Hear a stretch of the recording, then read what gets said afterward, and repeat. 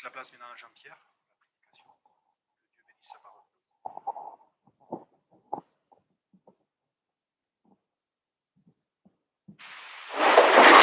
Bonjour à tous et à toutes. Commençons par prier. Seigneur, ta souveraineté et ta grâce s'étendent à tous les peuples.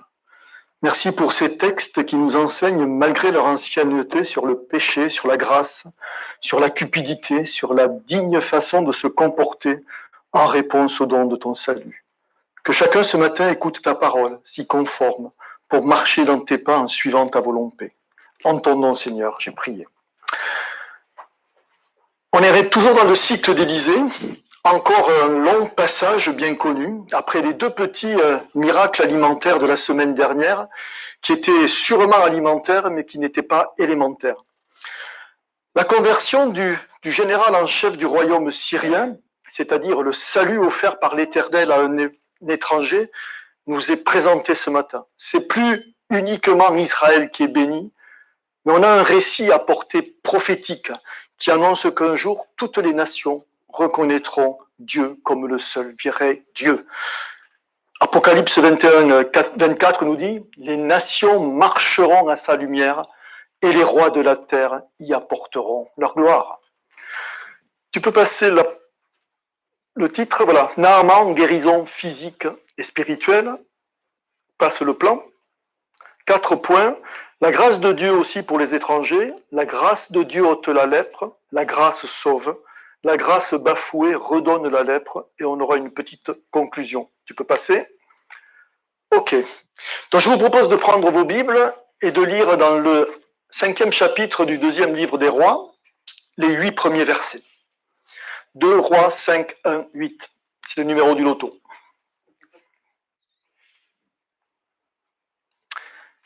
Naaman, chef de l'armée du roi de Syrie, jouissait de la faveur de son maître et d'une grande considération, car c'était par lui que l'Éternel avait délivré les Syriens.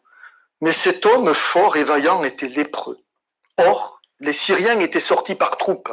Ils avaient emmené captive une petite fille du pays d'Israël, qui était au service de la femme de Naaman.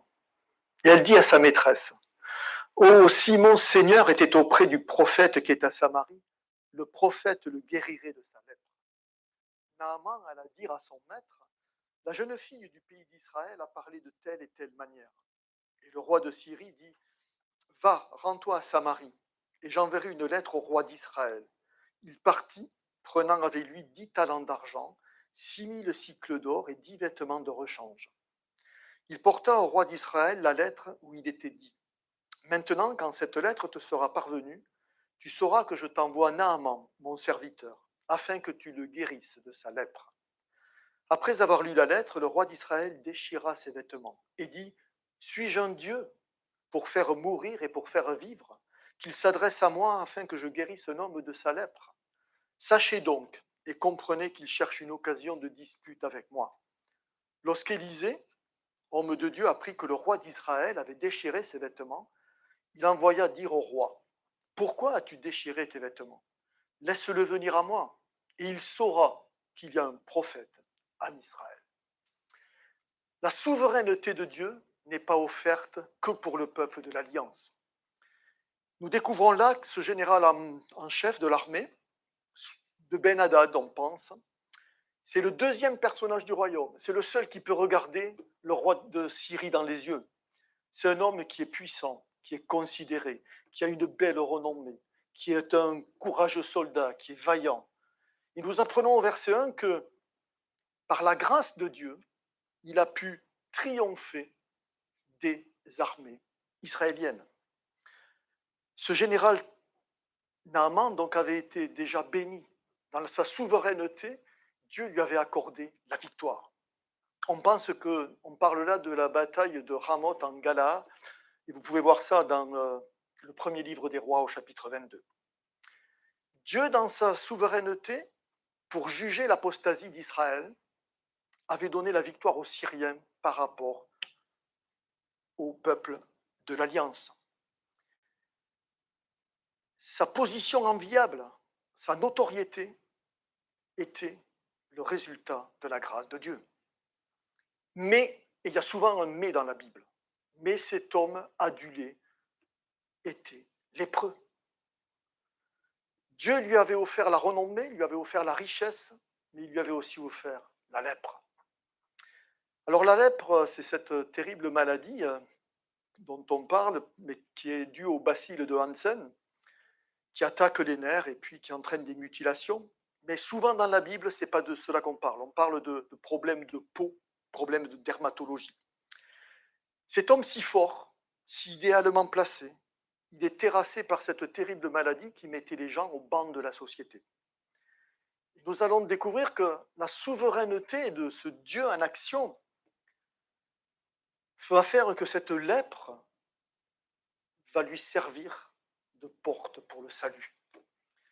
Dans la Bible, la lèpre est souvent vue comme un péché et parfois comme un jugement de Dieu. Pour ceux qui connaissent, quand le peuple d'Israël était dans le désert, à un moment donné, Myriam, la sœur de Moïse, commence à rouspéter un petit peu et Dieu la punit en lui envoyant une lèpre blanche sur elle. On voit ça dans Nombre 12, qui dit « La nuée se retira de dessus la tente, et voici, Myriam était frappée d'une lèpre blanche comme la neige. » Dans ce passage, on a que Dieu veut offrir son salut à toutes les nations. Bienvenus sont ceux qui acceptent l'Éternel, qu'ils soient israélites ou qu'ils soient païens. Et heureusement que ça s'est fait comme ça, parce qu'on ne serait pas là ensemble à parler de la parole de Dieu. Au verset 3, il y a un petit passage qui est assez merveilleux, c'est un exemple de foi, et là encore un exemple de la souveraineté de Dieu en action. Une jeune adolescente, capturée lors d'une incursion syrienne en Israël, se retrouve servante dans le palais de ce général, et elle est au service de sa femme à Damas. Et cette jeune fille qui aurait pu avoir du ressentiment vis-à-vis de son maître, à cause de sa situation d'exil en territoire ennemi, n'a jamais, malgré les circonstances difficiles, oublié son Dieu en Israël. Sa foi est intacte. Elle est là où Dieu a voulu la placer pour accomplir les projets qu'il a pour elle. Et c'est elle qui va conduire ce général, dont elle est prisonnière, dans le chemin du salut, vers la grâce de Dieu. Cette petite fille, elle lui dit qu'elle sait qu'en Samarie, il y a toujours un prophète de Dieu. Et elle ne doute pas que le saint homme de Dieu va pouvoir guérir son maître. Elle possède une assurance sans faille, une certitude inébranlable que Élisée peut sauver tous ceux qui se confient en l'Éternel. C'est un exemple fabuleux des conséquences positives d'un témoignage fort et puissant. Ça a transformé la vie de cet homme. Cet esclave qui avait été arraché à son village, à sa famille, cherche le bien du responsable de son malheur, de sa captivité. Elle fait preuve de compassion, elle fait preuve d'un amour démesuré, d'un amour désintéressé. Elle révèle à travers elle l'amour incommensurable de l'Éternel. 9 siècles plus tard, Jésus dira en Matthieu 5, « Vous avez appris dans la loi qu'il a été dit, tu aimeras ton prochain et tu haïras ton ennemi. » Et Jésus, il en rajoute une couche. Il dit, « Mais moi, je vous dis, aimez vos ennemis, bénissez ceux qui vous maudissent, faites du bien à ceux qui vous haïssent et priez pour ceux qui vous maltraitent et qui vous persécutent. » Joseph, Daniel sont des images, ce sont des exemples de croyants fidèles qui ont eu ce témoignage important à l'étranger et qui ont fait basculer l'histoire du monde. Cette jeune fille, aux yeux du monde, elle est rien, mais aux yeux de Dieu, elle est tout. Alors, quelle application pour nous? Son attitude, elle doit nous interroger sur notre façon de témoigner. Alors, pas uniquement pour nos ennemis, j'espère qu'on n'en a pas beaucoup, mais pour nos proches, pour nos connaissances. Est-ce que vous parlez suffisamment à Jésus, à ceux qui sont perdus, à ceux qui ne le connaissent pas? Est-ce que vous en parlez suffisamment à ceux qui croient qu'ils sont sauvés et dont on voit aucun effet positif dans leur vie? Quelle responsabilité pour cette jeune fille israélite que d'avoir été choisie par son Dieu pour être l'élément qui va permettre un recours contre l'idolâtrie et contre la lèpre pour ce général. Elle va proclamer le salut pour cet homme. Alors dans les versets 4 et 8, j'ai appelé ça tractation épistolaire et protocolaire. On voit que le roi de Syrie envoie une lettre à Joram, le roi d'Israël, parce qu'il a dans son idée que comme il est roi, il a la même mise sur Élisée, sur le prophète, et qu'il suffit que le roi dise à Élisée, bon, tu guéris mon général, et que ça va se faire d'un claquement de doigts. Et le roi d'Israël, Joram, il se dit, mais c'est un piège. La Syrie tente quelque chose pour nous déstabiliser et pour pouvoir renouer des conflits. Et Joram, il se rend compte que qu'est-ce qu'il peut bien faire? Suis-je un Dieu pour faire mourir et pour faire vivre? Il s'adresse à moi pour que je guérisse quelqu'un qui a de la lèpre. Heureusement, intervention d'Élisée qui dit que lorsque le roi d'Israël s'est déchiré ses vêtements, parce qu'il ne savait plus quoi faire, laisse-le venir à moi, et il saura qu'il y a un prophète de l'Éternel en Israël. Élisée, il remet les choses en place. Il écarte le roi, et il ouvre le chemin de la grâce pour cet homme. Deuxième point, la grâce de Dieu ôte la lèpre. Donc on va lire à partir du verset 9 jusqu'au verset 14. Donc de Damas, Naaman se rend en Samarie. Naaman vint avec ses chevaux et son char, et il s'arrêta à la porte de la maison d'Élisée. Élisée lui fit dire par un messager, va et lave-toi 7 fois dans le Jourdain. Ta chair redeviendra saine et tu seras pur.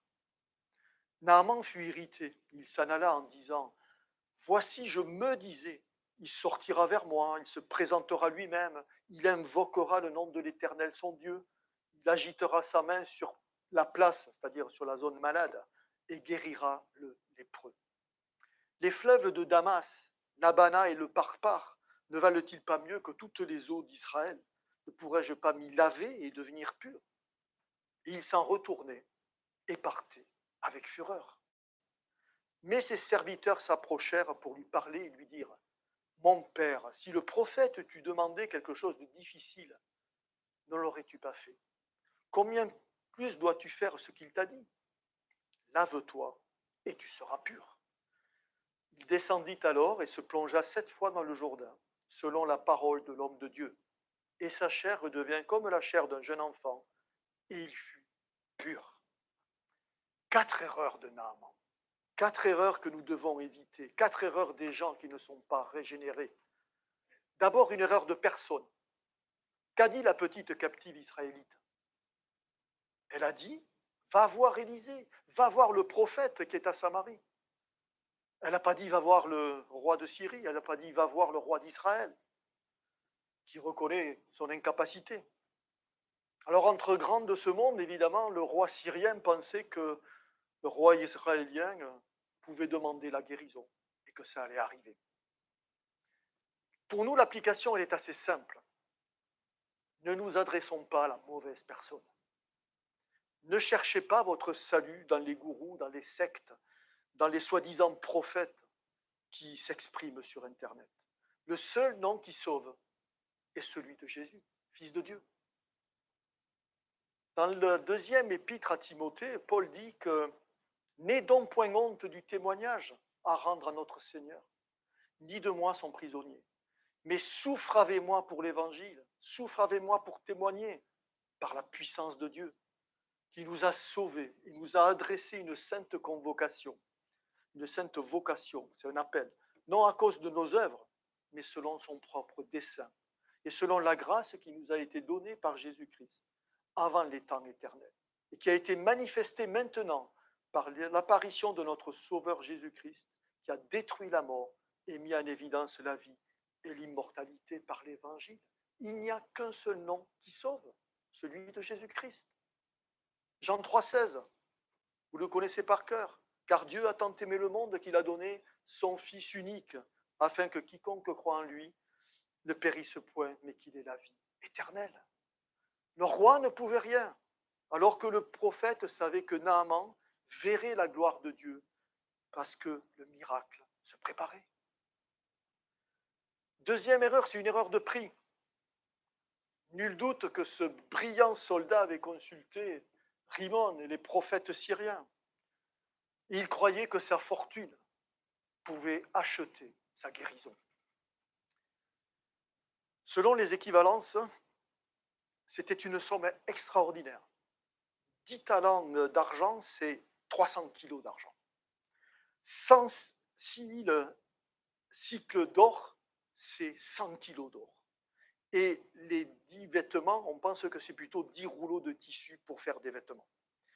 Si on le mettait en euros d'aujourd'hui, ça représenterait 5 300 000 euros.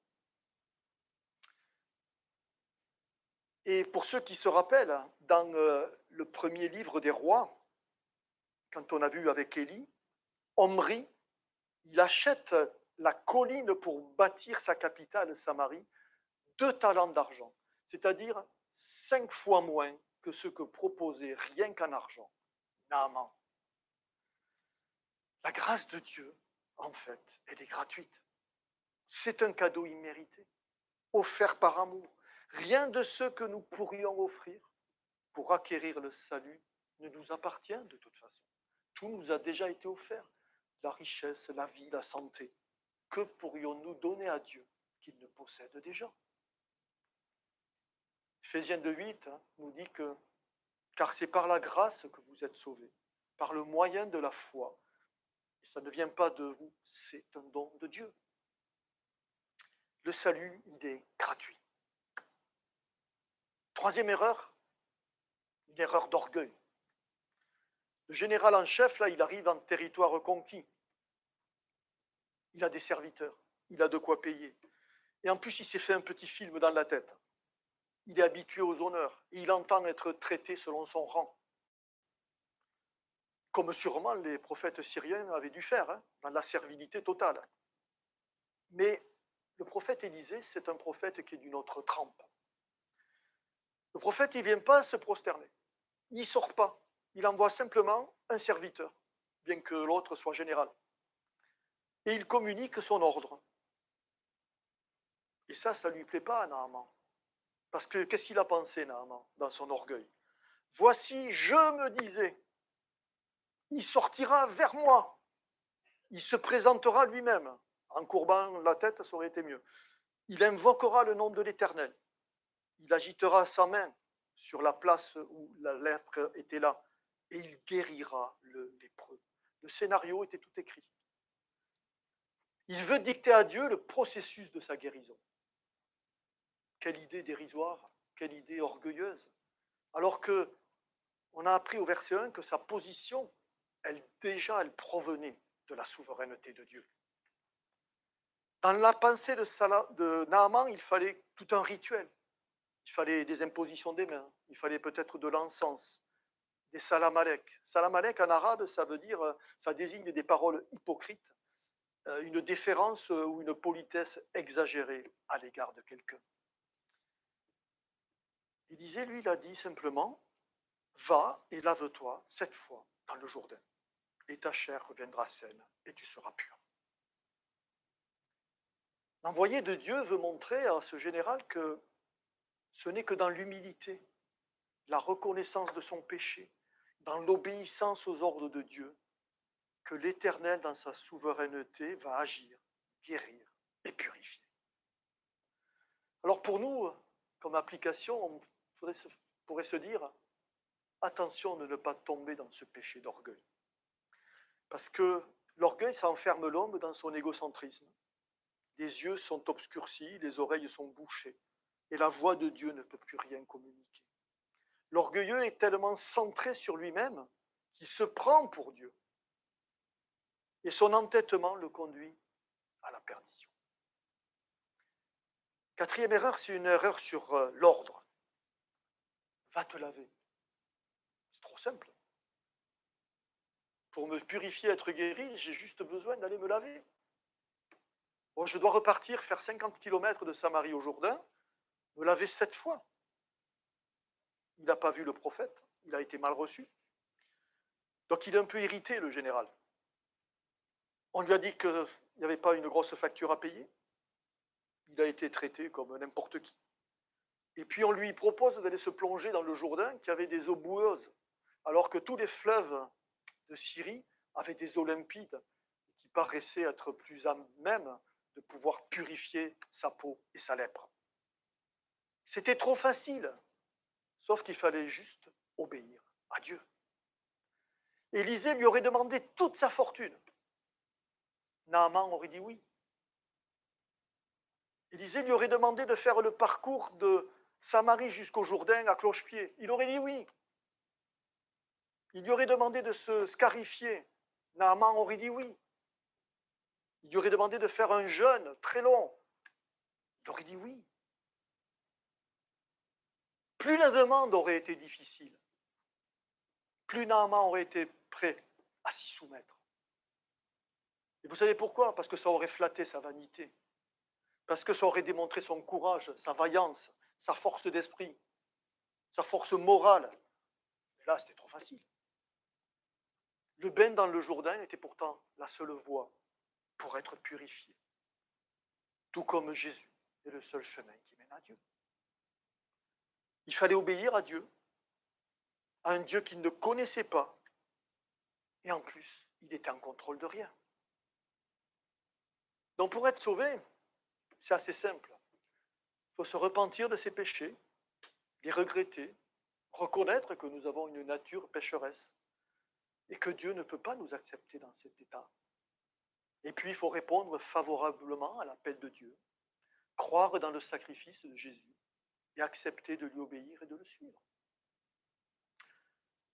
Attention de ne pas commettre les mêmes erreurs que le général syrien. Heureusement, sous l'avis éclairé de ses serviteurs et de sa troupe, il va accepter. Il va tomber un petit peu les barrières et se dire, finalement, pourquoi pas? Pourquoi pas faire quelque chose de simple? C'est sa foi qui commence à se mettre doucement en mouvement. Alors pourquoi cette foi? C'est parce que Dieu avait dit cette fois. Et puis parce que, si vous relisez Lévitique 14, pour purifier, pour ces problèmes de lèpre, tant sur les vêtements que sur les murs des maisons, que sur les gens, il fallait faire aspersion du sang 7 fois sur l'autel du sacrifice. Élisée voulait que cet homme, il se mouille au sens propre et au sens figuré, qu'il se dépouille de son moi, de son égoïsme, de son orgueil, de sa vanité, qu'il ôte en fait le masque de son humanité sans Dieu. Et le baptême, c'est une identification, on le verra cet après-midi, à la mort de Christ, à sa mise au tombeau et à sa résurrection, parce qu'on sort de l'eau en nouveauté de vie. Naaman, il a obéi. Je ne vous dis pas le stress qu'il a dû avoir. Une fois, rien. 2 fois, rien. 3 fois, rien. 4 fois, rien. 5 fois, rien. 6 fois, j'espère que sa foi avait bien augmenté. Et à la 7e fois, il ressort. Sa peau est comme un bébé et il est pur. Tu seras pur, avait dit Élisée. Le fait d'avoir obéi à l'ordre de Dieu, il est pur. Tu peux passer. Ok. On va lire les versets 15 à 19. La grâce sauve. Naaman retourna vers l'homme de Dieu avec toute sa suite. Lorsqu'il fut arrivé, il se présenta devant lui et dit, « Voici, je reconnais qu'il n'y a point de Dieu sur toute la terre, si ce n'est en Israël. Et maintenant, accepte, je te prie, un présent de la part de ton serviteur. » Élisée répondit, « L'Éternel dont je suis le serviteur est vivant, je n'accepterai pas. » Naaman le pressa d'accepter, mais il refusa. Alors Naaman dit, « Puisque tu refuses, permets que l'on donne de la terre à ton serviteur, une charge de 2 mulets, car ton serviteur ne veut plus offrir à d'autres dieux ni holocauste ni sacrifice. il n'en offrira qu'à l'Éternel. Voici toutefois ce que je prie l'Éternel de pardonner à ton serviteur. Il demande déjà pardon avant de commencer. Quand mon maître entre dans la maison de Rimon pour s'y prosterner et qu'il s'appuie sur ma main, je me prosterne aussi dans la maison de Rimon, le temple à Damas. Veuille l'Éternel pardonner à ton serviteur lorsque je me prosternerai dans la maison de Rimon.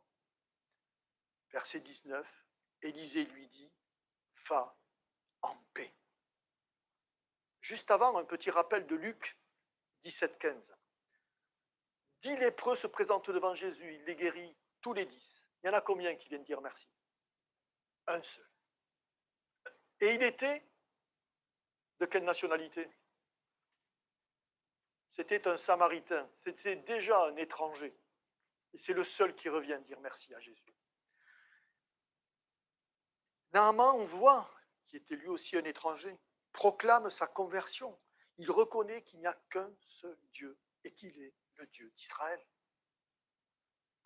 Et c'est très paradoxal. C'est paradoxal cette conversion parce que en un lieu, en un temps, à une époque où justement le vrai Dieu n'est plus adoré en Israël, où il y a de l'idolâtrie. Et c'est un étranger qui clame, qui proclame sa foi en l'Éternel. Naaman, il est reconnaissant. Il a fait 50 km retour là, pour revenir dire merci à Élisée. Mais ça ne l'a pas découragé. Il est reconnaissant. Et Élisée, on le voit, il n'y a aucune tentative de gain. Pas même une tentative de réconciliation avec la Syrie, ou pour bénéficier de quelques avantages géopolitiques. Pour nous, c'est important de bien comprendre que le salut, il est gratuit. C'est un don total. Élisée ne veut absolument pas monnayer le salut de Dieu. Le salut, c'est gratuit. Le prix qui dépasse toutes les richesses humaines a déjà été payé par la mort du Fils sur la croix. Dans ce texte, on voit que Naaman, au début, il voulait donner pour recevoir. Et là, maintenant, il veut donner parce qu'il a reçu. Mais dans les deux cas, c'est gratuit. Élisée lui montre qu'il a été guéri par la grâce de Dieu, pas par la puissance du prophète. On n'achète pas les faveurs de Dieu. Matthieu 18, Jésus il dit à ses disciples, guérissez les malades, ressuscitez les morts, purifiez les lépreux, c'est ceux qui viennent de se faire, chassez les démons. Vous avez reçu gratuitement, donné gratuitement. Alors bien sûr, remercions cependant Jésus pour son œuvre à la croix. Bénissons Dieu pour son amour, sa compassion, sa bonté à notre égard, sa présence continuelle.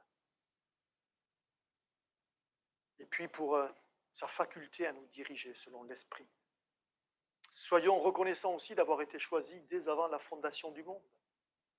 Pas parce que nous étions meilleurs que les autres, simplement parce que nous avons bénéficié d'une grâce imméritée. Et la grâce qui a été reçue par cet étranger, dont parle d'ailleurs Jésus en Luc 4, elle est individuelle, elle est liée à la foi personnelle, comme l'est le salut. Le salut, c'est une rencontre de vous avec Christ. Dans ce texte, on a une demande un peu particulière de ce général. Élisée n'accepte rien, et maintenant, le général, il veut de la terre d'Israël. 2 charges de mulets, en gros 300 kilos de terre. Le symbolisme est puissant. Si le fait de se plonger dans le Jourdain l'a guéri, bénit ce lépreux, en fait, il pense que la terre d'Israël aussi, qui est donc la terre du peuple de Dieu, elle est sainte, elle est sacrée. C'est pour ça qu'il veut emmener en Syrie de la terre d'Israël. Et pour une raison simple, c'est qu'il ne veut plus adorer, il ne veut plus sacrifier que sur la terre d'Israël. Et la question qui se pose à lui, c'est que il va être obligé, en tant que deuxième personnage de l'État, de tenir la main du roi quand le roi de Syrie va dans le temple de Rimon pour louer, pour célébrer un dieu idolâtre. Qu'est-ce qu'il doit faire? pour adorer l'Éternel, lui qui a eu sa conversion? Doit-il risquer sa vie? Doit-il s'exiler de Syrie? Doit-il renoncer à son peuple, à sa famille? Élisée ne va rien exiger. Va en paix. C'est sûr qu'il ne peut pas approuver cette situation, mais il ne blâme pas le général. C'est un discernement fantastique, une sagesse spirituelle grandiose. Il n'y a pas de légalisme destructif, mais beaucoup d'amour pour le nouveau converti. Dieu scrute le cœur de celui qu'il adore, et il peut être adoré même dans un temple païen en Syrie, même si ce n'est pas évidemment l'idéal. Alors attention de ne pas vouloir juger les autres au pied de la lettre. Regardons à la motivation de leur cœur et soyons pour ces nouveaux dans la foi, dans l'empathie. L'empathie, ça a beaucoup de synonymes. La compassion, l'identification, le transfert, la sympathie, la sollicitude, la compréhension. Alors certaines règles dans la vie chrétienne sont immuables et doivent être respectées. On ne se moque pas du Dieu créateur de toutes choses. Mais d'autres aspects peuvent être appréciés d'une manière individuelle, selon la culture, selon les circonstances, selon le temps. Naaman, il va vivre sa foi, un peu peut-être comme nos frères et sœurs de l'Église persécutés, dans une sorte de clandestinité, mais sans compromis à sa fidélité. Qu'est-ce que dit Paul aux Corinthiens dans sa première épître au chapitre 10 ? Mangez de tout ce qui se vend au marché, sans vous enquérir de rien par motif de conscience. Certains ne voulaient pas manger de la viande sacrifiée aux idoles. Paul dit, c'est pas ça qui est important. Ce qui est important, c'est la foi qui est dans votre cœur. En fait, Élisée ne veut rien accepter parce que c'est gratuit. Mais ce grand général, là, il s'offre lui-même au Dieu d'Israël. Il vivra sa foi comme il pourra, mais il la vivra en paix et avec sincérité. Dernier point. La grâce bafouée redonne la lèpre. Vous allez comprendre pourquoi. Des versets 20 à 27, on peut les lire. Lorsque Naaman eut quitté Élisée et qu'il fut à une certaine distance, Géasi, serviteur d'Élisée, homme de Dieu, se dit en lui-même, « Voici, mon maître a ménagé Naaman, ce Syrien, en n'acceptant pas de sa main ce qu'il avait apporté. L'Éternel est vivant, je vais courir après lui et j'en obtiendrai quelque chose. » Et Géasi courut après Naaman. Naaman, le voyant courir après lui, descendit de son char pour aller à sa rencontre et dit, « Tout va-t-il bien ?» C'est la même formulation que pour la Sunamite. « Shalom, tout va bien. » Il répondit, « Tout va bien. Mon maître m'envoie te dire, voici, ils viennent d'arriver chez moi 2 jeunes gens de la montagne d'Éphraïm, d'entre les fils des prophètes. Donne pour eux, je te prie, un talent d'argent et 2 vêtements de rechange. » Naaman dit, consent en prendre 2 talents. Il le pressa, il serra 2 talents d'argent dans 2 sacs, donna 2 habits de rechange et les fit porter devant Géasi par 2 de ses serviteurs. Arrivé à la colline, Géasi les prit de leurs mains et les déposa dans la maison, et il renvoya ces gens qui partirent. Puis il alla se présenter à son maître. Élisée lui dit, « D'où viens-tu, Géasi ?» Il répondit, « Ton serviteur n'est allé ni d'un côté, ni de l'autre. » Mais Élisée lui dit, « Mon esprit n'était pas absent lorsque cet homme a quitté son char pour venir à ta rencontre. Est-ce le temps de prendre de l'argent et de prendre des vêtements, puis des oliviers, des vignes, des brebis, des bœufs, des serviteurs et des servantes? La lèpre de Naaman s'attachera à toi et à ta postérité pour toujours. » Et Géasi sortit de la présence d'Élisée avec une lèpre, comme la neige. Géasi ou le péché dévoilé, ou le péché révélé. Pourtant, on a vu que Élisée, qui avait été au service d'Élie, avait bien profité des leçons du prophète. Là, malheureusement, Géasi, malgré qu'il fût témoin des miracles de son maître, d'une résurrection, on l'a vu il y a 15 jours, va par cupidité, va par un désir d'un plus grand avantage matériel, passer du côté obscur de la force. Musique de Star Wars, non. Ah, c'est ça. Ah, c'est mieux qu'au premier culte, on n'avait pas la musique. En fait, il va mettre le doigt dans l'engrenage terrifiant du péché, d'avidité, de mensonge et d'hypocrisie. Et rien que pour le bénéfice, la recherche de son intérêt personnel. C'est sidérant quand même.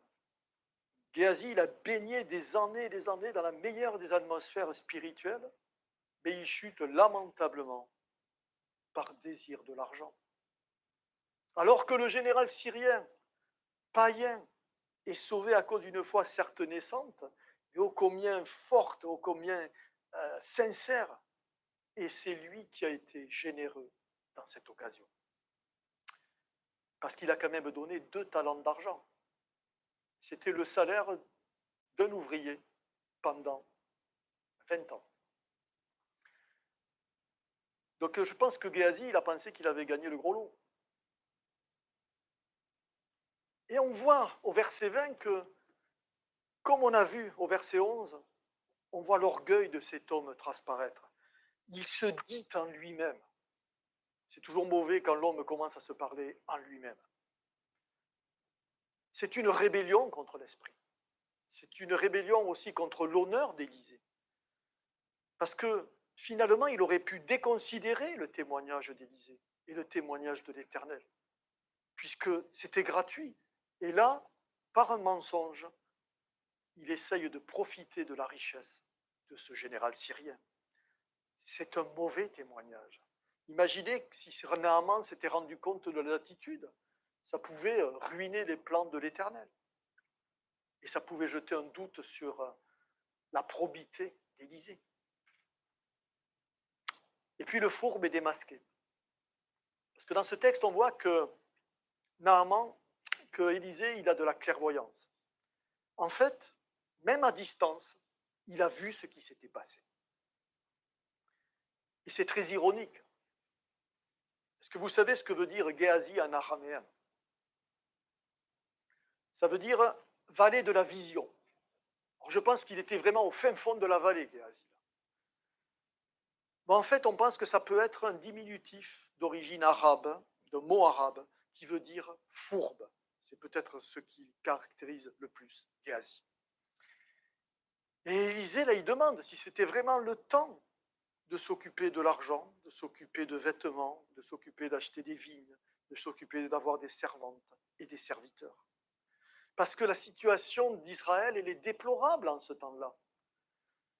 Une centaine d'années plus tard, les Assyriens rentreront dans ce territoire du nord et Samarie tombera et ça va se dérouler en moins 722. Et le jugement de Dieu, parce que c'est Dieu qui fera que les Assyriens mettront la main sur Israël, le peuple rebelle va être puni. La grâce qui a guéri Naaman de sa lèpre est suivie du jugement sur Géasi. La lèpre est comme transférée de l'un à l'autre, et pour toujours. La lèpre, verset 27, la lèpre de Naaman s'attachera à toi et à ta postérité pour toujours. Et Géasi sortit de la présence d'Élisée avec une lèpre comme la neige. Géasi, par amour du monde présent, avait renié Dieu par appât du gain. Et le texte semble affirmer qu'il a été rejeté du service de Dieu, d'Élisée. Alors on le retrouvera furtivement dans le chapitre 8, où il a une brève audience avec le roi d'Israël. Pour nous, comme application, c'est à quoi sert de gagner le monde si on perd son âme? Vous connaissez tous Matthieu 6, 19, qui nous dit « Ne vous amassez pas des trésors sur la terre, où la teigne et la rouille détruisent, et où les voleurs percent et dérobent.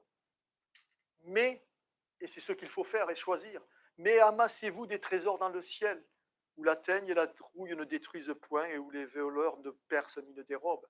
Car là où est ton trésor, là aussi sera ton cœur. » Alors pour avoir notre cœur dans le ciel, il faut avoir renoncé à ces trésors terrestres qui ne sont que poursuite du vent, qui n'ont que valeur éphémère et qui sont la source de tous les maux. Ne soyons pas comme Géasi,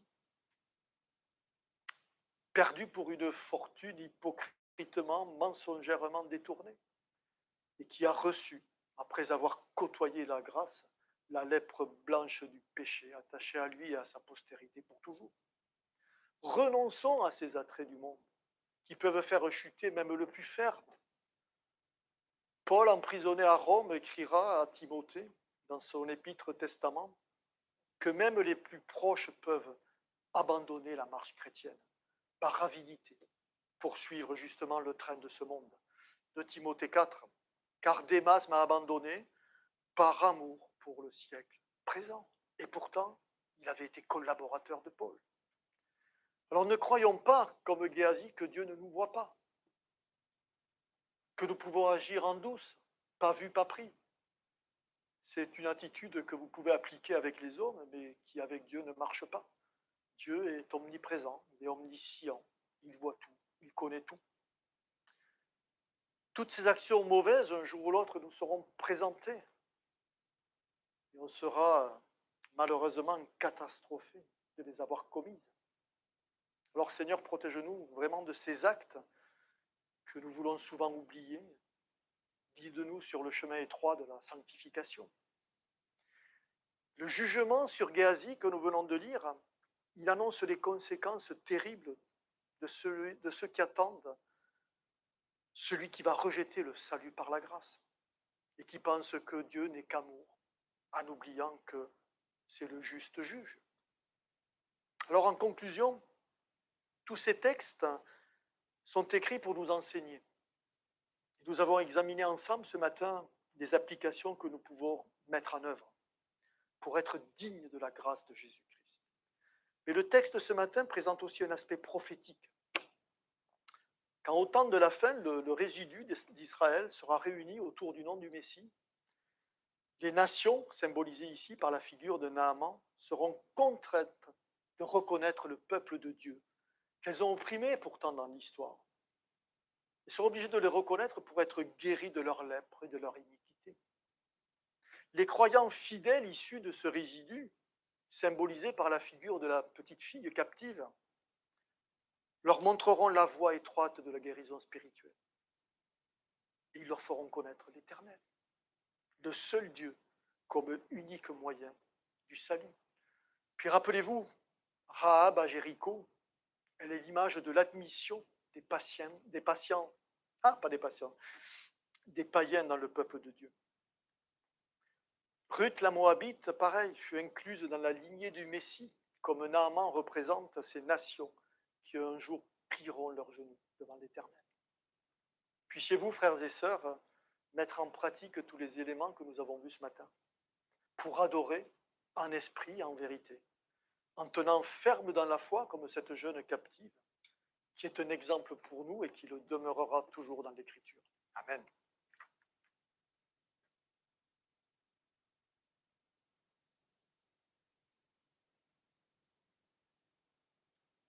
Gloire à Dieu, voilà, nous allons voir les annonces.